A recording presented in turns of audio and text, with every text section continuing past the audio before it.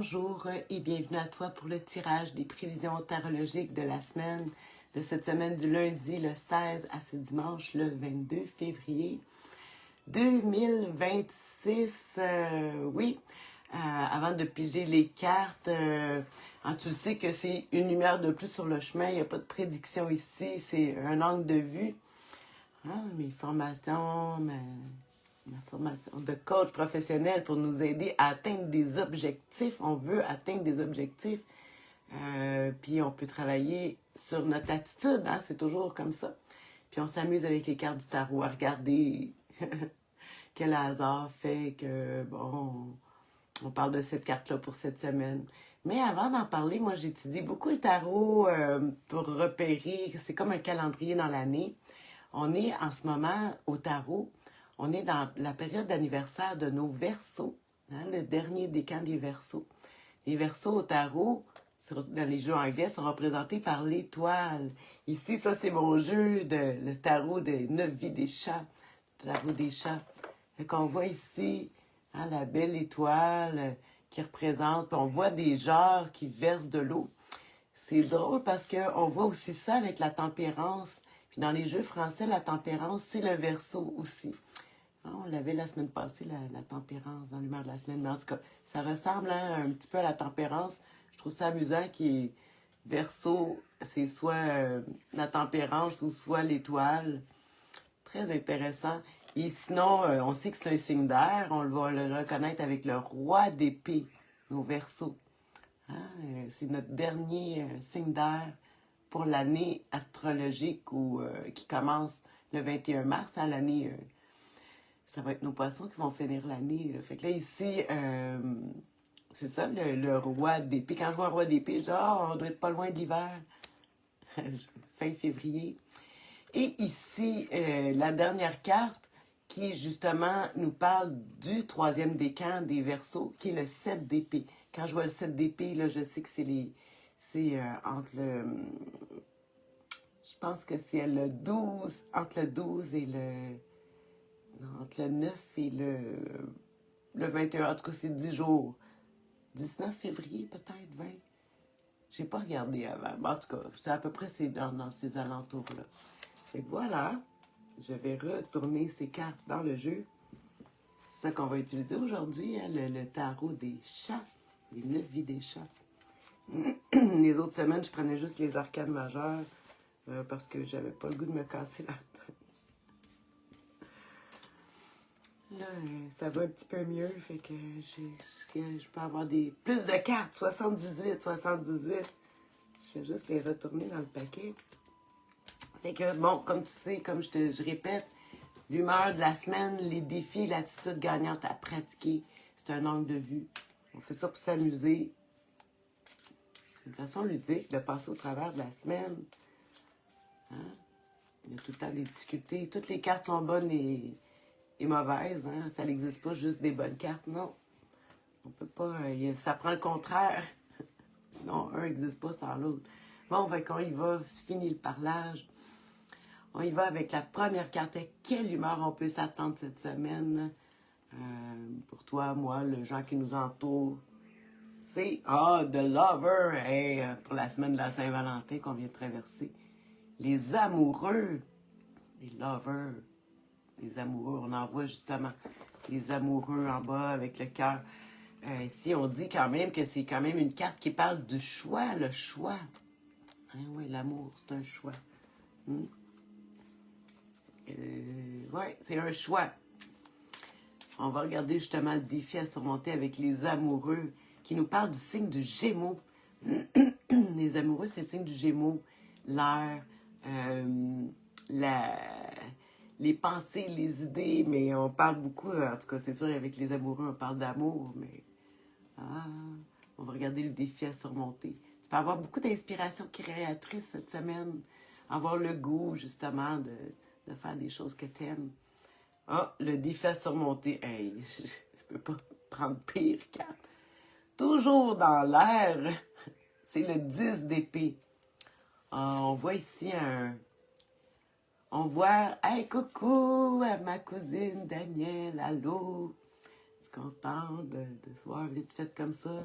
Je commence à aller mieux, là. Oui, alors, c'est sûr qu'avec des antibiotiques, ça va mieux. Alors ici, on a le 10 d'épée. Hein, tu vas dire, c'est la fin d'un cycle. Ça veut dire qu'on a fait beaucoup de tentatives, puis ça n'a jamais fonctionné. Puis là, ben, c'est un signe de découragement. Ça peut être aussi la mort, carrément. La mort à la fin de quelque chose, d'une certaine manière. Mais on va finir avec l'attitude gagnante. Fait que tu vois, les amours, il y a une fin de quelque chose, il y a une finalité. Le 10 d'épée qui va nous dire... c'est drôle parce que c'est encore une carte du signe du Gémeaux. C'est le dernier décan du Gémeaux. Rendu à la fin, à mi-juin. Mais ici, c'est un défi à surmonter, fait que c'est le découragement, mais on dit c'est pas parce que tu as perdu la bataille que tu as perdu la guerre. Mais en tout cas, on va regarder justement la carte la plus importante, c'est l'attitude gagnante à pratiquer avec ça cette semaine. J'ai bien hâte d'aller regarder dans mes livres, préciser ça, mais en tout cas, on va y aller avec la plus importante, celle-ci qui est l'attitude gagnante. Oh, l'empereur! Ah, l'empereur, numéro 4, stabilité, solidité. L'empereur, c'est aussi l'entrepreneur, c'est le rêveur, c'est celui qui part des nouveaux projets. Fait que oui, ils disent que, bon, par rapport à l'humeur de la semaine, si on regarde ça, les trois cartes ensemble, l'humeur de la semaine ici avec avec les amoureux, numéro 12, non pas 12, numéro 6, numéro 4, on a deux arcanes majeures ici. Et aussi, en même temps, les 10 qui parlent de changement de cycle. En tout cas, c'est bien spécial. Fait qu'ici, les amoureux, ça voudrait dire qu'on aurait des passions, des idées, mais que finalement, on se rend compte avec le 10 d'épée, qui est la défi à surmonter, que ces choses-là, tu as peut-être tout essayé, ça ne fonctionne pas, mais on abandonne, on va essayer d'une autre... C'est sûr qu'il y a une période de découragement, peut-être face au deuil, à la fin, finalité, quelque chose. Mais une chose qui est sûre, c'est que quand on a le conseil du tarot comme empereur ici, c'est de se remettre en selle. C'est comme quand on tombe à cheval, il faut aller, on repart avec un nouveau projet. On dit ici, pour pouvoir, quand j'ai dit, c'est pas parce qu'on a perdu la bataille qu'on a perdu la guerre. Alors ici, cette semaine, ça suggérait, avec l'empereur numéro 4, d'aller construire, d'établir un plan pour une nouvelle chose, un nouveau projet. L'entrepreneur, hein, l'empereur, qui lui a toujours des projets, qui nous parle justement du bélier, du signe du bélier. On le voit justement on voit des béliers qui va justement être, ça nous parle de commencer des projets pour, à partir du 22 mars. Fait que là, tu vois, on tombe au 22 février. Fait qu'exactement, on commence en ce moment. Si t'es découragé, peu importe, alors commence à établir un plan. Tu as jusqu'au 22, selon ce que ça nous dit ici, tu aurais jusqu'au 22 mars pour préparer un nouveau plan, pour atteindre une autre chose qui est dans tes passions. Parce qu'ici, on voit très bien là, qu'on est bloqué dans tout, c'est comme si tous les efforts...